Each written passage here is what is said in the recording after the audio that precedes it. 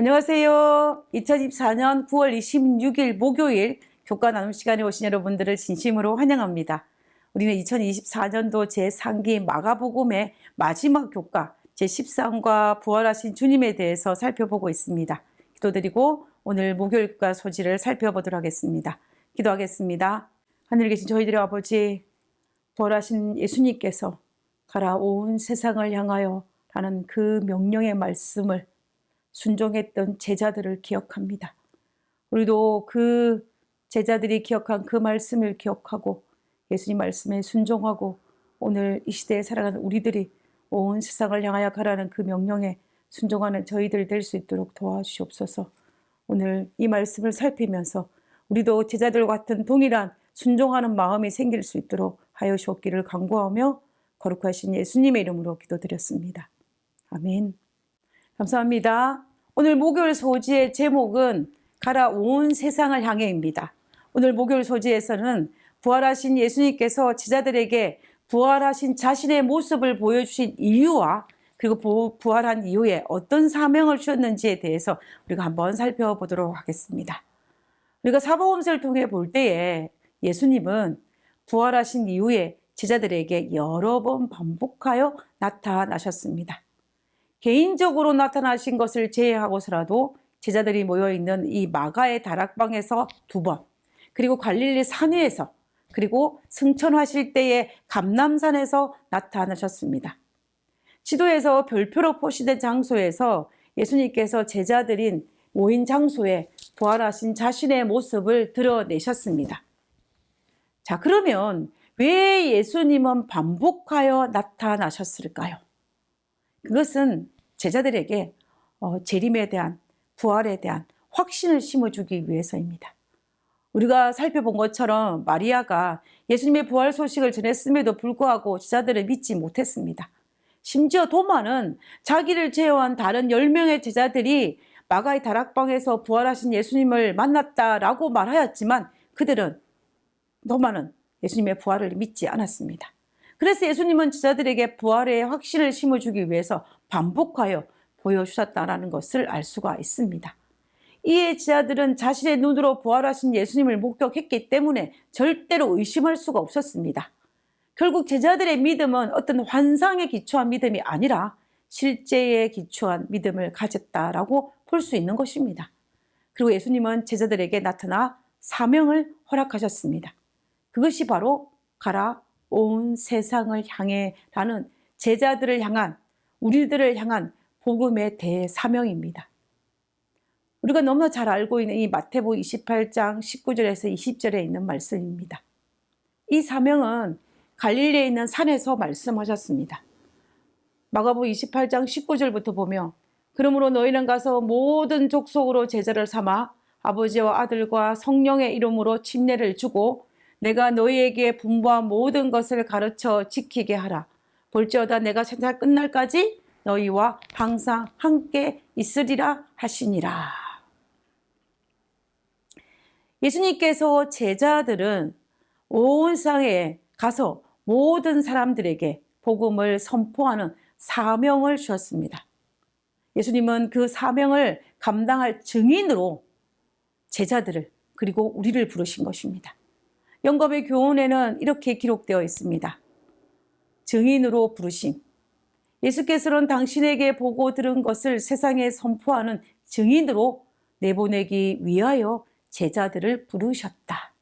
그들의 임무는 인류가 일찍이 부름을 받은 일 중에 가장 중요한 일이었으며 그리스도께서 친히 가지신 임무에 버금가는 일이었다. 그들은 세상을 구원하기 위하여 하나님과 함께 일하는 일꾼이 될 것이었다. 구약 당시에 12족장이 이스라엘의 대표자였던 것처럼 12제자들은 복음교회의 대표자가 될 것이었다. 우리는 온 세상에 복음을 전하는 사명을 감당해야 할 책임이 있습니다. 제자들은 예수님께서 부르신 그 소명을 따라서 초대교회를 개척하였고 제자들에게 복음을 받은 이들도 복음을 온 세상에 전파하였습니다. 그리고 그 소명은 중세 시대를 지나 오늘 우리들에게까지 전수되어 왔습니다. 그러므로 우리도 증인으로서 그 소명을 잘 감당해야 할 의무와 책임이 우리에게 있습니다. 이 소명을 감당해야 하는 이유는 이 복음을 믿고 침례를 받는 사람은 구원을 얻을 수 있는 복을 누리지만, 그러나 그와 반면에 믿지 않은 사람은 정죄를 받아 화를 누리기 때문입니다. 예수님도 이 사실을 잘 알고 계셨기 때문에 우리의 대승물이 되시는 일이 정말로 힘드셨지만 중도에 포기하지 아니하시고 끝까지 그 사명을 감당하셨습니다. 제자들도 이 사실 때문에 죽음을 각오하고 복음을 전하는 사명을 감당했습니다. 우리 역시 이 놀라운 사실을 믿기에 믿어 순종하는 자가 되는 것이 마땅하고, 그리고 그것을 전하는 사명 또한 온전히 감당해야만 하는 것입니다. 그러면서 예수님은 우리가 복음을 전하는 사명을 감당할 때에 우리를 위해 몇 가지를 약속하셨습니다. 그것이 뭐냐면, 첫 번째는 그렇게 할 때에 기적을 베풀어 주시겠다는 약속입니다. 마가복음 16장 17절에 보면 믿는 자들에게는 이런 표적을 따르리니 곧 저희가 내 이름으로 귀신을 쫓아내며 새 방언을 말하며. 여기에서 분명히 예수님은 귀신을 쫓아내고 새로운 언어, 즉 방언을 말하며 위험으로부터 우리를 보호와 또 병자들을 고치는 등 제자들의 사역에 어떤 한 표적이 일어날 것이라고 약속하셨습니다. 이 약속은 당장 오순절 성령 강림 이후에 초대교회에서 여러 곳에서 등장하였습니다. 갈릴리 바닷가 출신 제자들은 다시 말하면 외국어를 전혀 할 수 없었던 제자들이었지만, 사도행전 2장에 보면 세계 각국에 흩어져 있던 유대인들이 이 유대인의 명절 오순절을 지키기 위해서 예루살렘에 모여있던 많은 사람들에게 설교를 하였는데, 그때 그들의 언어로, 다시 말하면 방언으로 설교를 하였습니다. 그뿐만 아니라 제자들은 복음을 전할 때 필요할 때에는 귀신을 쫓아내기도 하였고 죽은 자를 살리는 기적을 베풀기도 하였습니다. 하나님께서는 복음 사업을 전진시키기 위해서 기적을 행하는 것이 적합하다고 여기실 때에 이런 기적을 베푸셨습니다. 오늘날에도 종종 선교사들의 간증을 들어보면 하나님께서 필요 적절하게 이런 기적을 베풀고 있다는 사실을 우리는 확인할 수가 있습니다. 하나님의 약속에 대한 성취입니다.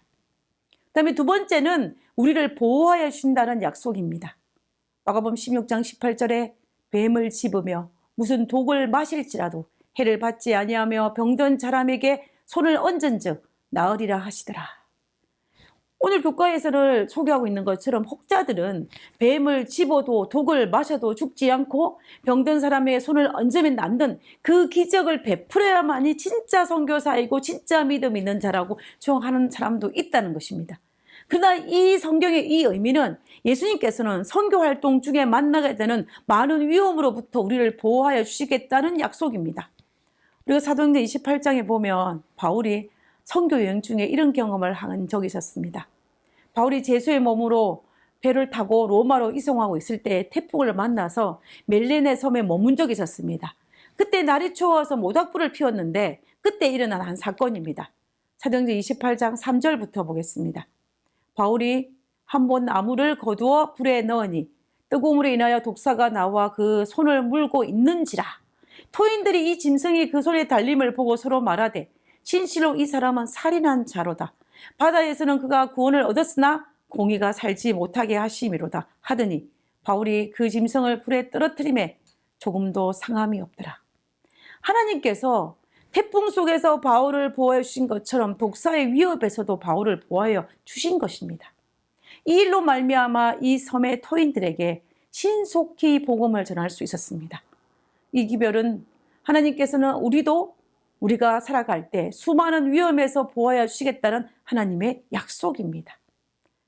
솔직히 우리도 하나님의 보호하심이 아니었다면 지금 이 자리에 이 순간 서 있을 수 있는 사람이 단 한 명이라도 있을 수 있겠습니까? 지금 우리가 이 자리에 서 있는 것은 하나님의 보호하심의 결과입니다. 자, 그리고 세 번째는 하나님께서 우리와 함께 하신다는 약속입니다. 임마누엘의 약속입니다. 마태복음 28장 20절에 내가 너희에게 분부한 모든 것을 가르쳐 지키게 하라. 볼지어다 내가 세상 끝날까지 너희와 항상 함께 있으리라. 마가복음 16장 20절에는 지자들에다가 두루 전파할세 주께서 함께 역사하사 그 따르는 표적으로 마음을 확실히 증가하시니라. 함께 하사. 이 본문의 말씀은 선교 현장에서 홀로 우리를 버려두지 아니하시겠다는 하나님의 약속입니다. 어려운 일에 당할 때 우리가 믿음을 가지고 인내할 수 있는 이유도 바로 예수님의 이 약속 때문입니다. 우리가 어려움에 닥쳤을 때 팔복에서 하나님을 전적으로 신뢰할 수 있는 하나님을 향한 온유의 마음을 우리는 가져야 합니다. 그리고 우리의 눈으로 우리와 함께 하시는 하나님을 발견해야 합니다. 예수님의 부활 이후 사도행전에 나타난 수많은 사건들을 통해서, 그리고 중세시대와 종교 암흑기 동안의 기독교 역사를 통해서 믿음의 수많은 노독들이 삶 속에서 함께 하시는 하나님을 발견하였습니다. 물론 우리의 방법대로, 우리가 원하는 방식대로는 아니었을지라도 여전히 그 옛날 그때의 제자들과 함께 하셨던 그 하나님께서 오늘 우리와 함께 하십니다. 우리가 그 사명을 이어받는 자로서 우리도 여전히 충성된 무리에 속해야 할 이유 중에 하나입니다. 그러므로 우리는 용기와 힘을 가지고 하나님을 향한 신뢰의 마음, 온유의 마음으로 그 옛날 그 제자들처럼 오늘 우리에게 주어진 이 사명을 넉넉히 감당하는 저와 여러분이 되었으면 좋겠습니다. 우리 모두 그런 사명을 감당하는 우리 모두가 되기를 간절히 바라면서 기도하고 목요일 교과 내용을 마치도록 하겠습니다. 기도하겠습니다. 진리와 소망을 알려주시고 가장 위대한 사명으로 우리를 불러주심을 감사합니다. 신의 높은 뜻 감당하기 어렵지만 겸손하고 순종하는 마음으로 부름을 따라가기 원합니다. 부족한 종에게 약속과 능력을 주시고 늘 함께하여 주옵소서. 하늘에 계신 저희들의 아버지, 하나님의 그 약속을 따라서 우리가 그 사명을 감당하는 자로 서기를 원하오니 아버지여, 우리를 불쌍히 여기사 우리의 삶 속에서도 하나님께 약속하신 그 약속의 말씀을 성취시켜 주시고 우리가 우리의 사역을 하나님께 온전히 드리고 담대히 할 수 있는 저희들 되게 하여 주옵기를 거룩하신 예수님의 이름으로 기도드렸습니다. 아멘.